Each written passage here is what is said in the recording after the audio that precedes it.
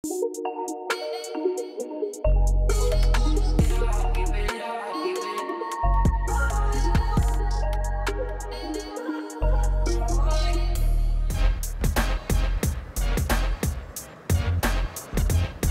les voir plaider, personne ne s'imaginerait qu'ils sont en difficulté scolaire. Pourtant, c'est bien sur un groupe en voie de décrochage que Lyazid, étudiant en droit, a décidé de tout miser cette année. Leur défi, porter haut et fort les notions de justice, d'identité, de mémoire sur scène après un an de réflexion. C'est maintenant dans Pas de quartier. Quand je suis arrivé à la fac, à Paris, c'était un autre monde pour moi, j'avais pas les codes. Et il y avait aussi des fois ces regards, ce mépris de classe aussi, et des fois de manière ouverte. Et je me suis dit, mais faut faire changer les choses. Je m'appelle Chouaga Lyazid, j'ai 20 ans, je suis étudiant en 3e année de droit à l'Université Paris-Cité et responsable du pôle jeunesse de Solidarités. Allez, on avance, on y va? Rentrez un par un. Il règne comme une ambiance de colonie de vacances ce matin. Allez les garçons, une fois que c'est bon, vous venez? Pourtant, la journée s'annonce chargée. On veut un comportement irréprochable, mais vraiment. Le groupe de collégiens est attendu au tribunal judiciaire de Bobigny. La salle d'audience, celle-ci, c'est la 17e. Donc ici, c'est vraiment beaucoup des affaires de violence à la personne. Il y a quelques mois, Lyazid, 21 ans, intégrait le temps d'un stage étudiant les équipes de Youssef Badr, premier vice-président adjoint au tribunal.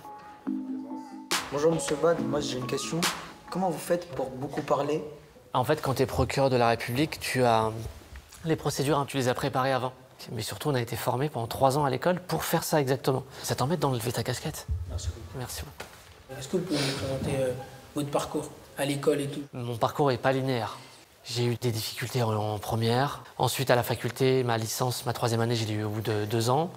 Le concours de l'ENM, je l'ai planté la première fois. Donc, tu vois, l'échec, il fait aussi partie de la vie de tout le monde, en fait. La justice, il ne s'agit pas de la regarder avec un regard extérieur et de la critiquer. Moi, je dis toujours aux étudiants, venez exercer ces métiers-là. Parce que c'est de l'intérieur que vous changez les choses. Du coup, là, on va passer à des petites scènes d'impro. Je vois des visages stressés depuis tout à l'heure. Je pense que ça se voit. Je sais exactement qui doit prendre la parole et qui doit... Entre 2 audiences, le magistrat a trouvé le temps de présider une session d'improvisation en conditions réelles. L'éducation à la justice, pour moi, elle est importante parce que c'est en comprenant le fonctionnement de la justice qu'on comprend les injustices et qu'on sait comment lutter contre. Alors, l'audience est ouverte, vous pouvez vous asseoir. Comparissez aujourd'hui, monsieur, pour un vol de scooter. Vous reconnaissez les faits ou pas? Oui. Maître, vous avez la parole. Aujourd'hui, je suis là pour défendre une cause.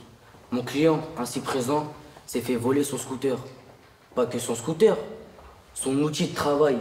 Il est en galère, il marche. Alors qu'avant, il prenait son scooter qu'il aimait tant, il faisait ses livraisons.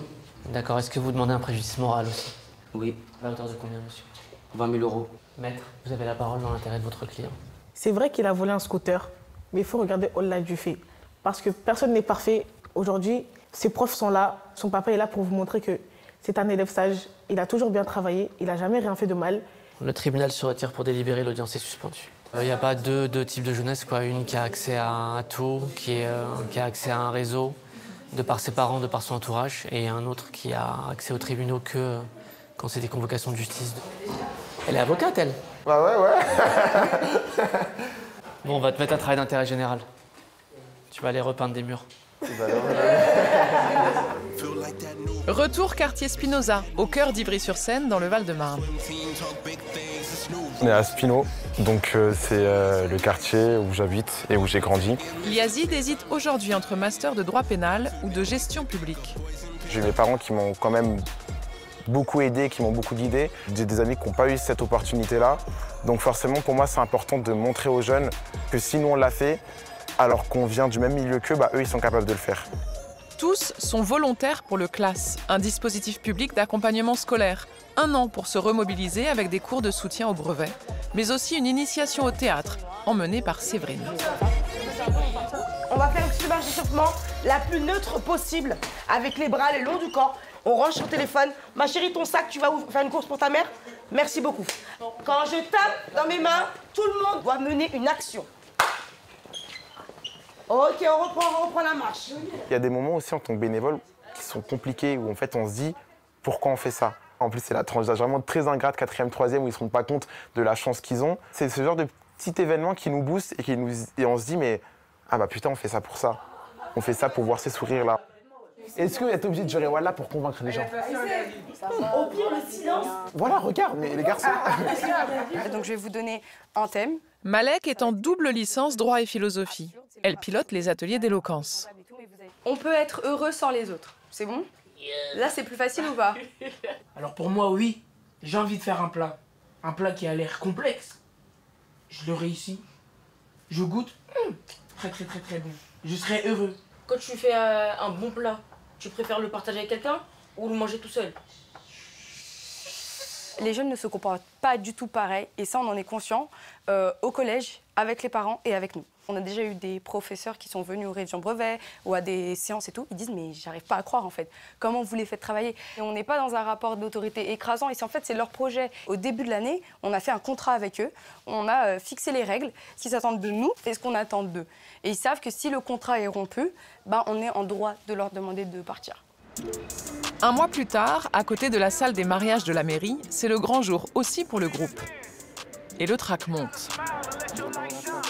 On a 3 heures du truc. Si je dois faire les policiers avec vous, telle personne qui doit ramener son costume, qui l'a pas et compagnie, vous allez sortir, vous allez prendre l'air et puis voilà. Éloquence, vous commencez.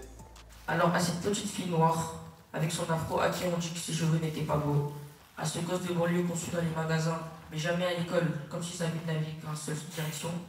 Là, c'est la lecture. Tu ne détaches pas tes notes. C'est comme ça. 300 personnes sont attendues ce soir. Moi, si je vous parle aujourd'hui, ce n'est pas pour faire joli. C'est pour que vous repartiez avec une responsabilité. La mémoire nous appartient à tous. Et si vous écoutez, alors vous portez déjà un bout d'histoire. Maintenant, on va parler du procès fictif. Cette année, on a un jeune qui a fréquenté l'association, Abbas, qui est décédé lors d'une rixe. Et du coup, on est parti du constat qu'on devait sensibiliser les jeunes aux rixes. Monsieur Lieska est accusé de violence volontaire et a entraîné la mort lors d'une rixe dans un parking de la ville. Un pote m'a passé un couteau, je l'ai pas demandé, il me l'a mis dans la main. Et c'est parti. Vous dites avoir paniqué? Très bien. Mais pourquoi venir à un rendez-vous avec 30 personnes, des téléphones ainsi qu'une lame dans la poche? Si ce n'est pas une mise à mort publique, c'est quoi? Une performance? Une exécution TikTok?